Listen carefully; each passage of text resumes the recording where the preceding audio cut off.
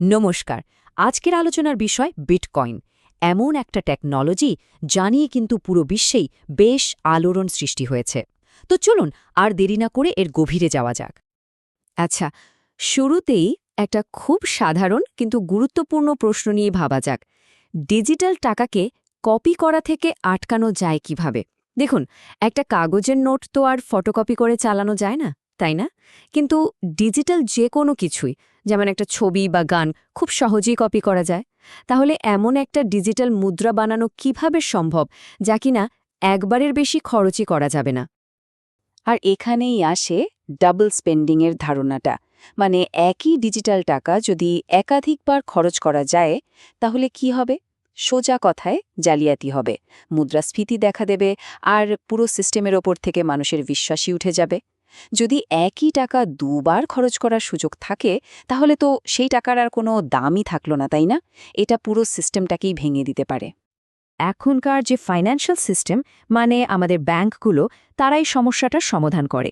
কিভাবে? তারা একটা বিশ্বস্ত থার্ড পার্টি হিসেবে কাজ করে। মানে প্রত্যেকটা লেনদেন তারা ভেরিফাই করে দেখে। কিন্তু এই সিস্টেমের আবার কিছু দুর্বলতাও আছে। যেমন লেনদেনের জন্য চার্জ দিতে হয়, আমাদের প্রাইভেসি থাকে না, আর পুরো সিস্টেমটা একটা সেন্ট্রাল অথরিটির উপর নির্ভর করে চলে। মানে কোনো কারণে যদি ওই একটা জায়গায় গড়বড় হয়, তাহলে কিন্তু পুরো সিস্টেমটাই বসে যেতে পারে। তাহলে সমাধানটা কি? এখানে ২০০৮ সালে এক রহস্যময় চরিত্র, বিটকয়েনের স্রষ্টা সাতোশি নাকামোটোর যুগান্তকারী আইডিয়াটা আমাদের সামনে আসে। সাতোশি নাকামোটো ২০০৮ সালে তার হোয়াইট পেপারে লিখেছিলেন, এমন একটি ইলেকট্রনিক পেমেন্ট সিস্টেম প্রয়োজন যা বিশ্বাসের পরিবর্তে ক্রিপ্টোগ্রাফিক প্রমাণের উপর ভিত্তি করে তৈরি, যা যে কোনো দুটি ইচ্ছুক পক্ষকে কোনো বিশ্বস্ত তৃতীয় পক্ষের প্রয়োজন ছাড়াই সরাসরি লেনদেন করতে দেয়।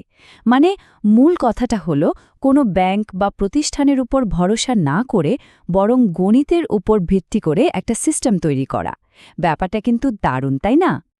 এই ধারণার উপর ভিত্তি করেই দাঁড়িয়ে আছে বিটকয়েনের 4টি মূল স্তম্ভ। প্রথমত, এটা ডিসইন্টারমিডিয়েটেড, মানে এখানে কোনো ব্যাংক বা থার্ড পার্টির দরকারই নেই, লেনদেন হবে সরাসরি। দ্বিতীয়ত, এটা ডিস্ট্রিবিউটেড, মানে হাজার হাজার কম্পিউটার মিলে নেটওয়ার্কটা চালাচ্ছে। তৃতীয়ত, এটা ডিসেন্ট্রালাইজড, মানে এর কোনো সেন্ট্রাল বস নেই বা এমন কোনো একটা পয়েন্ট নেই যা নষ্ট হলে সব শেষ। আর সব শেষে এটা ট্রাস্টলেস, এখানে কাউকে বিশ্বাস করার দরকার নেই, কারণ পুরো সিস্টেমটাই ক্রিপ্টোগ্রাফি আর সবার ঐক্যমত্যের উপর চলে। তাহলে পুরনো ব্যাংকিং মডেল আর বিটকয়েনের মডেলের মধ্যে পার্থক্যটা কোথায়? দেখুন, প্রচলিত সিস্টেমে পরিচয় কিন্তু লেনদেনের সাথে যুক্ত থাকে, কিন্তু লেনদেনের তথ্যগুলো ব্যক্তিগত থাকে। অন্যদিকে বিটকয়েনে আপনার পরিচয়, মানে পাবলিক কি, সেটা বেনামি। কিন্তু মজার ব্যাপার হলো, সমস্ত লেনদেন একটা পাবলিক খাতায় রেকর্ড করা থাকে, যা যে কেউ দেখতে পারে। মানে এখানে এক ধরনের স্বচ্ছতা আছে। বেশ, তাহলে এই বিটকয়েন মেশিনটা চলে কিভাবে? চলুন এবার একটু সেদিকে নজর দেয়া যাক। খুব সহজ করে পুরো ব্যাপারটা বোঝার চেষ্টা করব। এই পুরো সিস্টেমের মূলে আছে ব্লকচেইন। এটাকে ভাবতে পারেন একটা ডিজিটাল খাতার মতো, যা নেটওয়ার্কের সবার কাছে শেয়ার করা থাকে। আর সবথেকে গুরুত্বপূর্ণ বিষয় হলো, এই খাতায় একবার কিছু লেখা হয়ে গেলে, মানে কোনো লেনদেন রেকর্ড হয়ে গেলে, সেটা বদলানো প্রায় অসম্ভব। প্রত্যেকটা নতুন লেনদেন একটা নতুন ব্লক হিসেবে আগের ব্লকের সাথে জুড়ে গিয়ে একটা চেন তৈরি করে।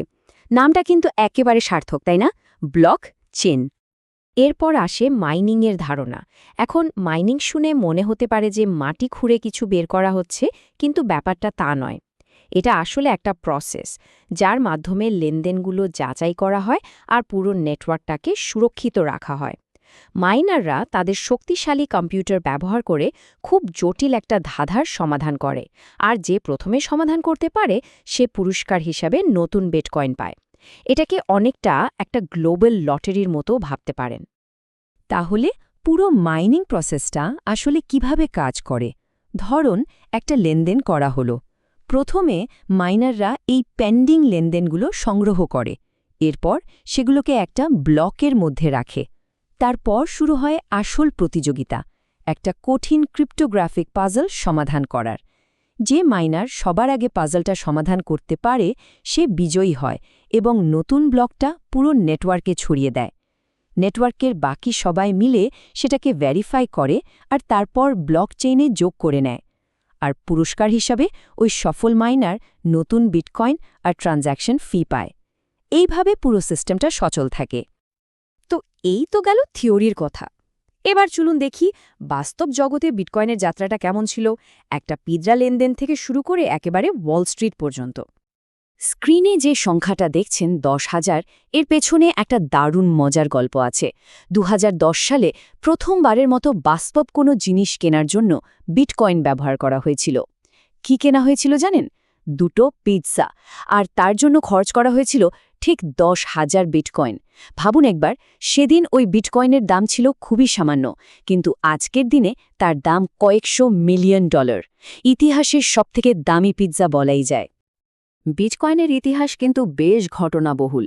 2009 সালে জেনেসিস ব্লক মাইনিংয়ের মাধ্যমে এর যাত্রা শুরু হয়।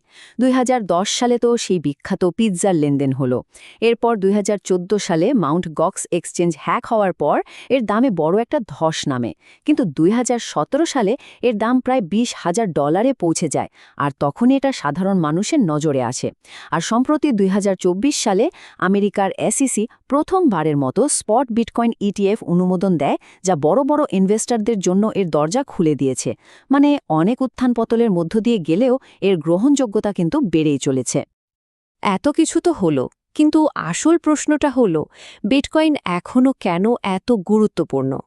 মানে এই প্রযুক্তি দিয়ে বাস্তব জীবনে ঠিক কোন কোন সমস্যার সমাধান করা সম্ভব? এর সমর্থকদের মতে বিটকয়েন বেশ কিছু বাস্তব সমস্যার সমাধান করে। যেমন এর সাপ্লাই কিন্তু ফিক্সড, মোট 21 মিলিয়ন, তাই এটা মুদ্রাস্ফীতির বিরুদ্ধে একটা সুরক্ষা হিসেবে কাজ করতে পারে। আবার এটাকে কোনো সরকার বা ব্যাংক আটকাতে পারে না, তাই এটা সেন্সরশিপ রেজিস্ট্যান্ট। যাদের ব্যাংক অ্যাকাউন্ট নেই তারা শুধু একটা ফোনের মাধ্যমে ফাইন্যান্সিয়াল সার্ভিসের আওতায় আসতে পারে, আর আন্তর্জাতিকভাবে টাকা পাঠানোর খরচও অনেক কমিয়ে আনে।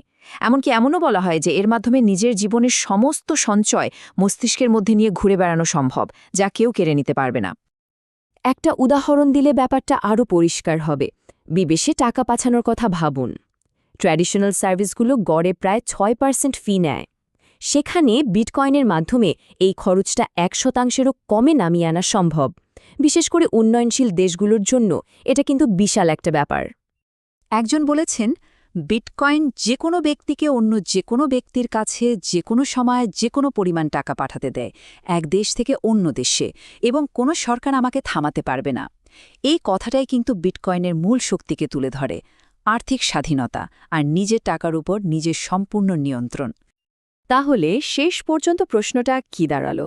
বিটকয়েন কি আসলেই ভবিষ্যতের মুদ্রা, নাকি এটা শুধুই একটা দারুণ প্রযুক্তিগত পরীক্ষা? হয়তো এর উত্তরটা সময়ই আমাদের দেবে, কিন্তু একটা কথা নিশ্চিতভাবেই বলা যায়, বিটকয়েন আমাদের অর্থ, বিশ্বাস আর প্রযুক্তি নিয়ে নতুন করে ভাবতে শিখিয়েছে।